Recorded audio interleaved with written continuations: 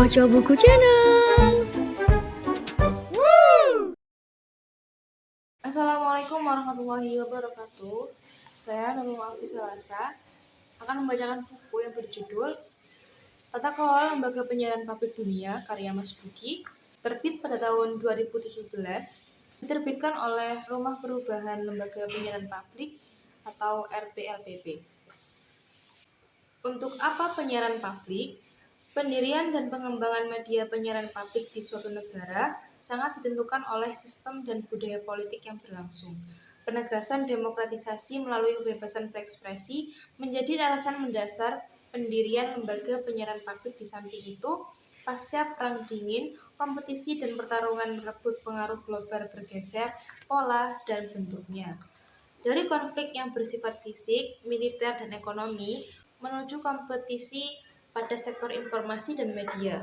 Pertarungan dalam diseminasi dan distribusi informasi diyakini lebih mampu menciptakan pengaruh terhadap tatanan budaya, ekonomi, dan politik dalam relasi antar negara ketimbang perang militer terbuka. Sebagai contoh, dominasi peredaran film Hollywood di belahan bumi mampu mempengaruhi gaya hidup global, serta dengan akselerasi brand global dalam bidang kuliner seperti McDonald's.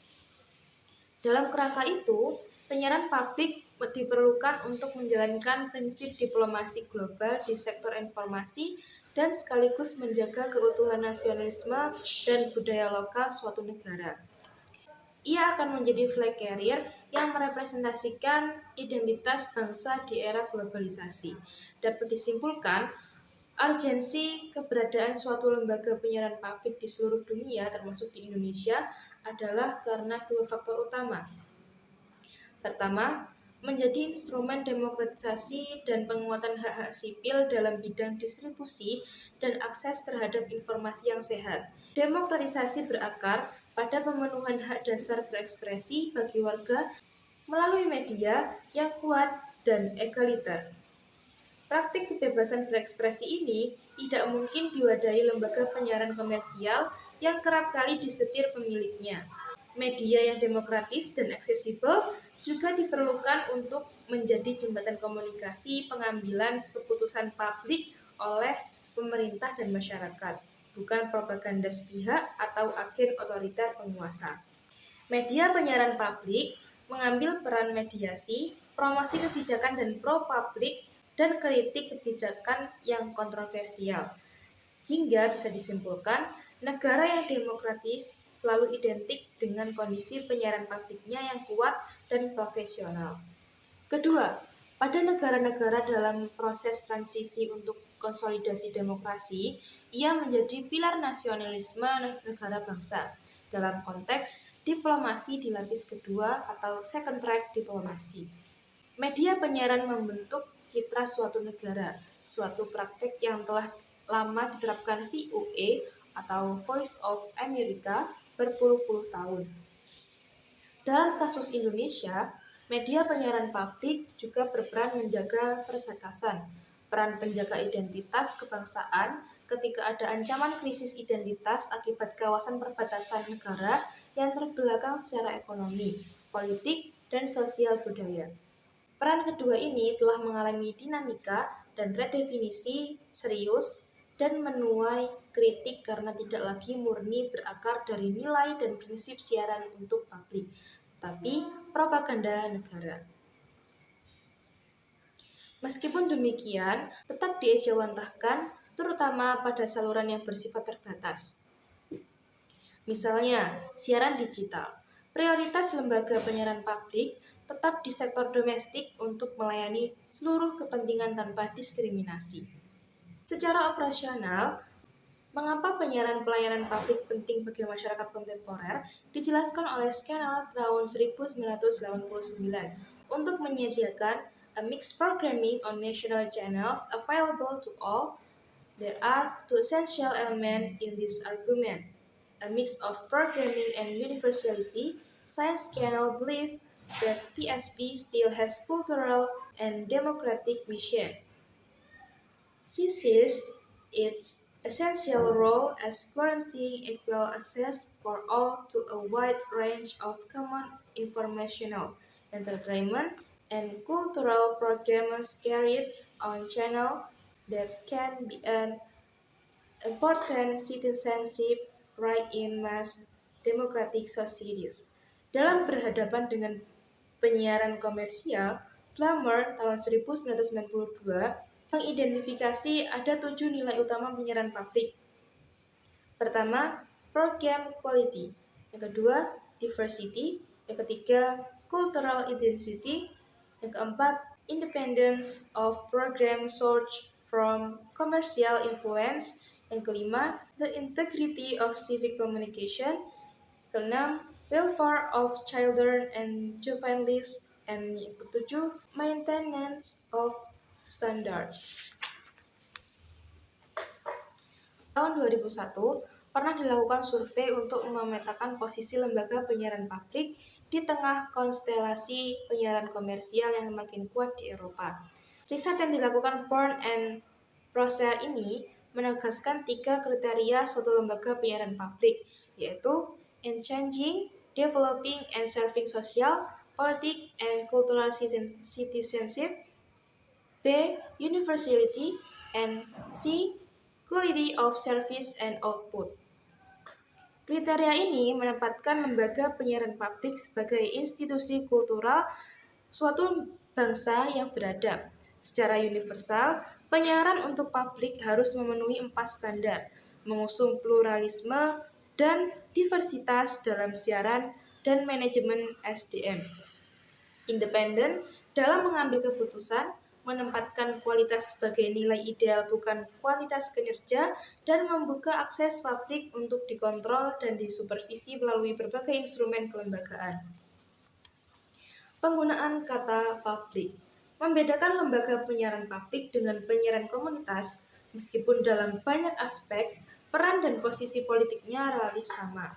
Sebagai perbandingan, berikut pengertian penyiaran komunitas yang antara lain dirumuskan Canadian Radio, Television, and Telecommunication Commissions atau CRTC, Kanada tahun 2000.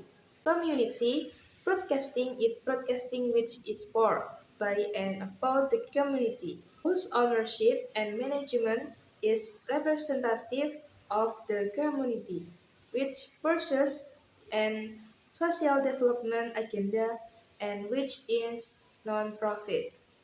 Penyiaran komunitas dibedakan antara lain oleh area layanan yang lebih fokus isu dan kebutuhan tertentu dan sempit geografisnya. Community broadcasting is a type of media service that caters to the interests of a certain area. Pengertian di atas juga syarat nuansa perlawanan diametral terhadap penyiaran komersial, yang identik dengan selera rendah halayak. Pemblokiran kepentingan komersial dalam penyiaran publik adalah pemikiran normatif akademik yang dilandasi misi pelayanan publik yang tulus, meskipun dalam praktek pengaruhnya sulit terhindarkan. Penyiaran publik dikategorikan sebagai institusi suci. Persyaratannya sangat rumit dan identik dengan perlunya kebijakan birokratik negara. Harus selalu diputihkan dari intervensi kekuatan politik dan ekonomi kapitalisme kontemporer. Jika frekuensi yang digunakan semua lembaga penyiaran publik dipahami sebagai benda publik atau public domain, maka penyiaran publik adalah penyiaran utama, bukan alternatif dari penyiaran komersial. Dalam kata lain, keberadaan penyiaran publik yang sehat adalah simbol demokratisasi media suatu negara.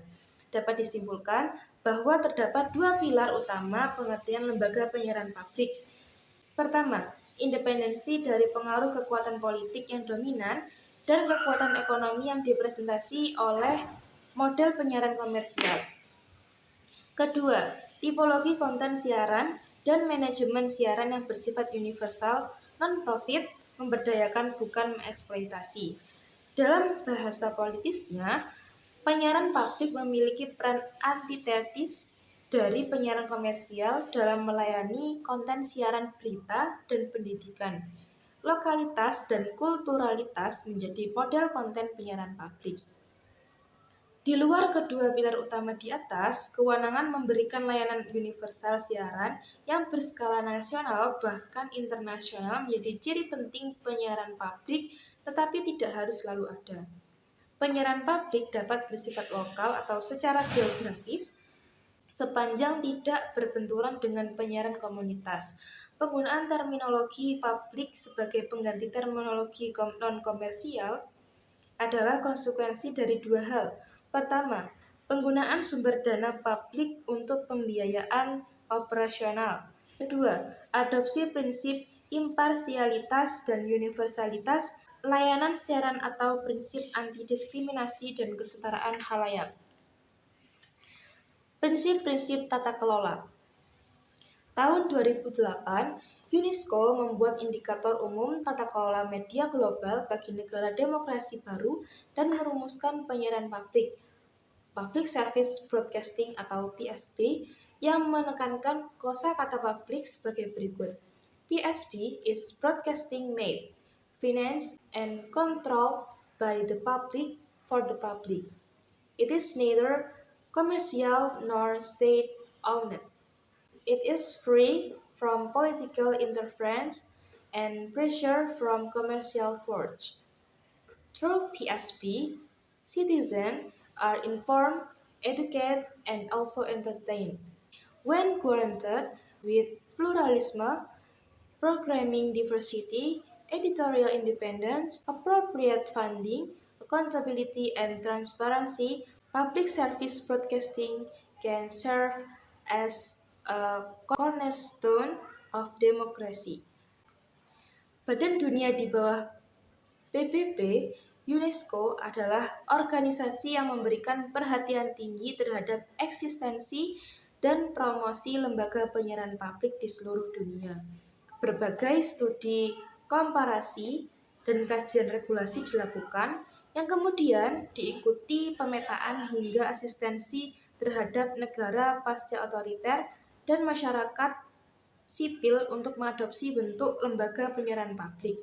Tim ahli UNESCO di bawah supervisi Toby Mendel dan Elizabeth Smith menawarkan definisi operasional disertai indikator untuk mengukur kinerja penyiaran publik yang sejauh ini merupakan satu-satunya rujukan universal.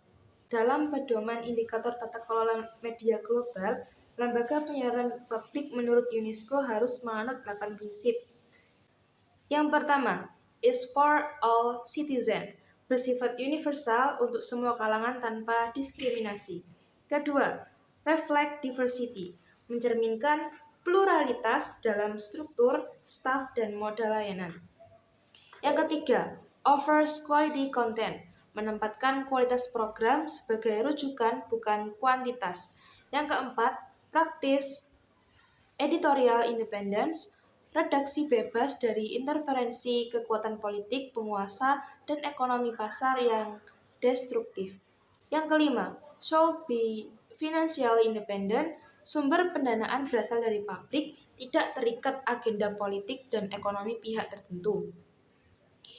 Yang keenam, demands creative and professional human resource atau para pengelola bekerja berdasarkan prinsip kerja profesional dan memiliki budaya kerja kreatif. 7. Adheres to strong accountability practice, memiliki sistem akuntabilitas yang bisa diakses publik dan stakeholders secara cepat dan akurat, terutama keuangan. Yang kedelapan, cultivate strategic partnerships and collaboration, memiliki tradisi kolaborasi dan kerjasama strategis yang kuat, tidak eksklusif. 8 lingkup prinsip umum tersebut dapat menekankan 3 aspek, yaitu universalitas layanan, independensi, dan akuntabilitas publik sebagai indikator kerja, sekaligus mengeluarkan makna dan posisi penyiaran pemerintah atau state broadcasting. Berangkat dari 8 prinsip di atas, Elizabeth Smith, editor buku UNESCO dan konsultan penyiaran publik BBC, menguraikan beberapa atribut tata kelola yang harus melekat pada penyiaran publik sebagai public service, yaitu yang pertama, a clear and legal mandate atau memiliki undang-undang tersendiri yang secara rinci merumuskan kewenangan dan organisasinya. Yang kedua, nationwide access with maximum interactivity and cross-platform strategies. Akses pelayanannya menjangkau seluruh kawasan dalam negara dengan menggunakan platform yang beragam dan tepat. Yang ketiga, opportunities to learn about and participate in national cultures menjadi media yang membuka kesempatan bagi publik belajar berpartisipasi dalam pelestarian budaya. Yang keempat, an independently appointed strategic board with granted protection from government and commercial interests. Adanya pimpinan lembaga yang dipilih secara terbuka, independen, dan terjamin bebas intervensi pemerintah dan swasta. Yang kelima, editorial impartiality on political issues, redaksi yang bersikap imparsial atau berimbang dalam memberitakan isu-isu politik. Yang keenam, content for all communities including all ages, both genders, and linguistic, religious, and ethnic minorities. Universalitas dan pluralitas isi siaran. Yang ketujuh, substantial funding, ideally on a 3-year basis with regular inflation reviews. Pendanaan publik yang terpola dan tepat sumber sasaran tersedia minimal untuk 3 tahun ke depan dengan selalu memperhitungkan potensi inflasi. Yang kedelapan, a range of accountability and transparency mechanism yang mengadopsi sistem pelaporan yang terbuka dan mudah dilacak publik.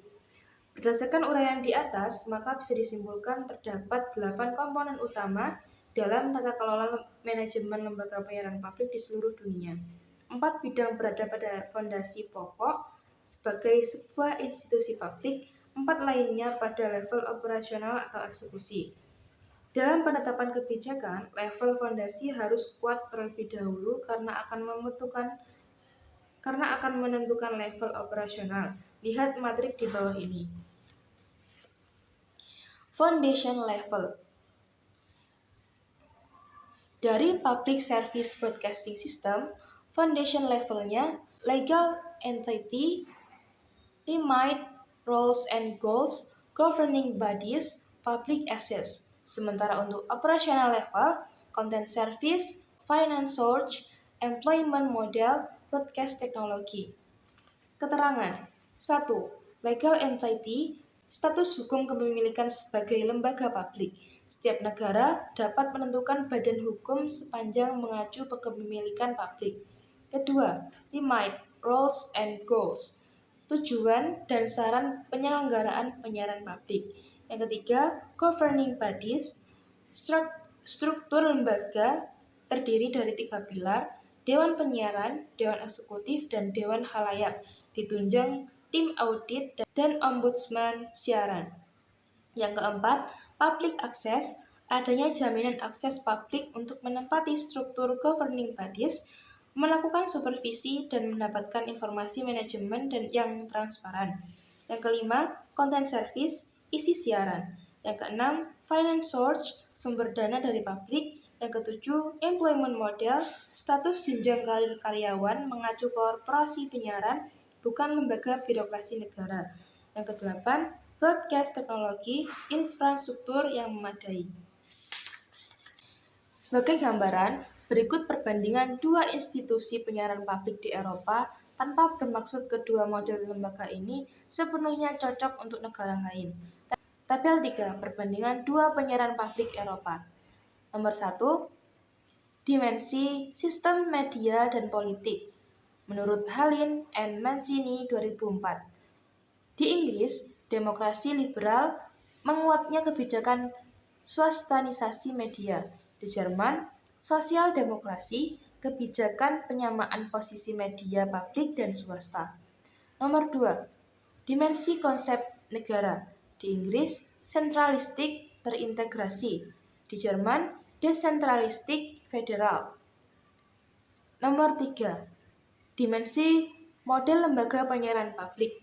Di Inggris, 1920, BBC terpusat dari London, di Jerman. 1950, ARD and ZDF, jaringan 9 lembaga di masing-masing negara bagian. Nomor 4, dimensi framework regulasi di Inggris, Royal Charter atau dasar dan BBC Charter atau kontrak manajemen direvisi setiap 10 tahun. Di Jerman, dilindungi konstitusi, perjanjian antar negara bagian, UU siaran sebagai UU siaran negara bagian. Nomor 5, dimensi status kepemilikan. Di Inggris, korporasi publik nasional independen. Di Jerman, korporasi publik negara bagian independen. Nomor 6, dimensi governing board atau struktur organisasi tertinggi. Di Inggris, 2 lembaga, Thrush dan Dewan Eksekutif. Thrush memilih Dewan Eksekutif. Di Jerman, 2 lembaga, Dewan Penyiaran dan Dewan Administratif. Keduanya memilih Direktur Jenderal. Nomor 7, dimensi keanggotaan Dewan Penyiaran Publik. Di Inggris, kombinasi profesional yang dipilih terbuka dengan perwakilan 4 provinsi yang dipilih oleh Ratu Inggris. Di Jerman, perwakilan seluruhnya dari organisasi sosial, profesional media, dan partai politik dengan jumlah bervariasi. Nomor 8, dimensi sumber pendanaan. Di Inggris, mayoritas iuran publik, ada sedikit iklan dan hibah. Di Jerman, mayoritas iuran publik dan sedikit iklan. Nomor 9, SDM. Di Inggris, status profesional otonom, bukan pegawai pemerintah. Di Jerman, sama dengan Inggris. Nomor 10, dimensi struktur lembaga. Di Inggris menyatu antara layanan radio dan televisi. BBC memiliki berbagai layanan siaran dalam negeri yang dibiayai dari iuran publik, lalu siaran internasional atau World Service yang dibiayai iklan dan hibah kementerian, dan siaran khusus komersial atau ETV dan channel 4-5 yang sepenuhnya dibiayai iklan. Sementara di Jerman, dipisah dalam konteks sasaran khalayak, adapun platform radio dan TV menyatu. ARD merupakan jaringan radio dan televisi dari 9 negara bagian di Jerman dengan biaya dari iuran publik. ZDF adalah saluran televisi bersama, lalu ada Deutschland Radio dan radio jaringan nasional berbiaya dari iuran publik. Deutsche Welle, radio dan televisi khusus untuk layanan internasional dengan biaya dari anggaran negara tahunan. Nomor 11, dimensi lembaga pendukung. Di Inggris, BBC Media Action, layanan konten on demand, unit audit dan komplain. Sementara di Jerman, arsip siaran digital, sekolah penyiaran, unit audit siaran. Nomor 12, dimensi akses publik. Di Inggris, menjadi anggota Thrush, Dewan Khalayak, dibentuk Thrush mengevaluasi dan review program BBC. Ofcom memberikan izin alokasi, frekuensi, dan membuat audit konten. Sementara di Jerman, khalayak sudah dinilai terwakili pada Dewan Penyiaran yang ada di semua negara bagian dengan jumlah rata-rata 40 orang. Otoritas regulator media negara bagian memberikan izin alokasi frekuensi dan audit. Tabel di atas memberikan beberapa gambaran tata kelola sebagai berikut. Yang pertama, sejarah dan tatanan politik turut menentukan terbentuknya model tata kelola lembaga penyiaran publik yang profesional dan independen. BBC awalnya adalah korporasi non-negara di tahun 1922 yang diambil alih pemerintah Inggris tahun 1927 untuk menjadi media publik dan diterapkan oleh Royal Charter dengan mempertahankan prinsip independensinya. Jerman membangun lembaga penyiaran publik setelah kalah Perang Dunia II dan dalam kondisi menuju demokratisasi dalam format negara federal dengan BBC sebagai inspirator. Ini berbeda dengan sejarah RRI dan TVRI yang sedari awal menjadi media penyiaran milik negara. Untuk amplifikasinya, agenda politik rezim yang berkuasa sampai akhirnya ditetapkan secara formal sebagai LPP yang independen melalui UU Penyiaran di tahun 2002. Dengan kata lain, diperlukan regulasi yang kuat dan terpadu untuk transformasi yang paripurna. Kedua, hubungan antara BBC dengan pemerintah Inggris bersifat kontraktual. Manajemen BBC melaksanakan tugas yang diamanatkan melalui Royal Charter dan BBC Charter tanpa campur tangan pemerintah. Monitoring BBC dilakukan secara internal oleh Dewan Truss dan melibatkan Komisi Penyiaran Independen atau Ofcom yang melakukan audit konten. Di Jerman, kontrak pelaksanaan kewajiban melayani publik dilakukan antara ERD dan ZDF dengan parlemen negara bagian masing-masing. Sedangkan monitoring kinerja melibatkan otoritas media setempat semacam KPID. Yang ketiga, dari segi status hukum atau bentuk kepemilikan, maka baik BBC maupun ERD atau ZDF adalah korporasi milik negara yang otonom, bukan lembaga birokrasi negara di bawah kementerian tertentu. Keduanya langsung bertanggung jawab kepada parlemen, ERD dan ZDF atau Perdana Menteri dan juga parlemen BBC. Status ini berkonsekuensi kepada kewenangan SDM dan keuangan tersendiri. Yang keempat, akses publik terhadap BBC dan juga ERD atau ZDF bersifat paripurna. Di sektor hulu, melalui perwakilan publik di Dewan Truss dan Dewan Penyiaran, di ranah tengah melalui supervisi oleh Dewan Khalayak dan Komisi Penyiaran atau Ofcom, di ujung melalui kewajiban BBC atau ERD atau ZDF membuka laporan kinerja dan keuangan pada publik dan monitoring yang dilakukan wakil publik di parlemen. 5. Struktur lembaga penyiaran publik dapat bersifat sentralistik seperti BBC dikendalikan seluruhnya dari London atau desentralistik seperti model ERD atau ZDF berjaringan antar lembaga penyiaran publik yang masing-masing otonom, tidak ada kantor pusat. Yang keenam, layanan siaran bervariasi untuk dalam negeri, siaran internasional, siaran komersial, dan pada umumnya tidak ada pemisahan manajemen antara televisi dan radio sebagaimana di RRI dan TVRI. Prinsip utama bagaimana menjamin keberlangsungan pelayanan dengan tetap memegang teguh independensi dan profesionalisme kerja. Adapun potret daya saing lembaga penyiaran publik di beberapa negara dengan lembaga penyiaran swasta setempat bisa dicermati di tabel berikut. Tabel 4. Perbandingan market share penyiaran publik 2010 sampai 2013. Negara Jerman, nama LPP, ERD, and ZDF, sumber dana utama, iuran penyiaran, market share 42,8%. Negara Italia, nama LPP, RAI, sumber dana utama, iuran penyiaran, market share 43,3%. Negara Swedia, nama LPP, Swedish Radio atau TV, sumber dana utama, iuran penyiaran, market share 31,0%. Negara Inggris, nama LPP BBC, sumber dana utama, iuran penyiaran, market share 57,7%. Negara Australia, nama LPP, ABC and SBS, sumber dana utama, pajak atau APBN, market share 18,4%. Negara Hungaria, nama LPP MTV or MR, sumber dana utama, pajak atau APBN, market share 13,3%. Negara Belanda, nama LPP NPO, sumber dana utama, pajak atau APBN, market share 23,7%. Negara Estonia, nama LPP ERR, sumber dana utama, pajak atau APBN, market share 19,0%. Tabel ini menggambarkan LPP di negara maju dan menggunakan iuran penyiaran sebagai sumber dana utama memperoleh kepercayaan publik dan posisi khalayak yang lebih besar daripada LPP yang mengandalkan pajak atau APBN.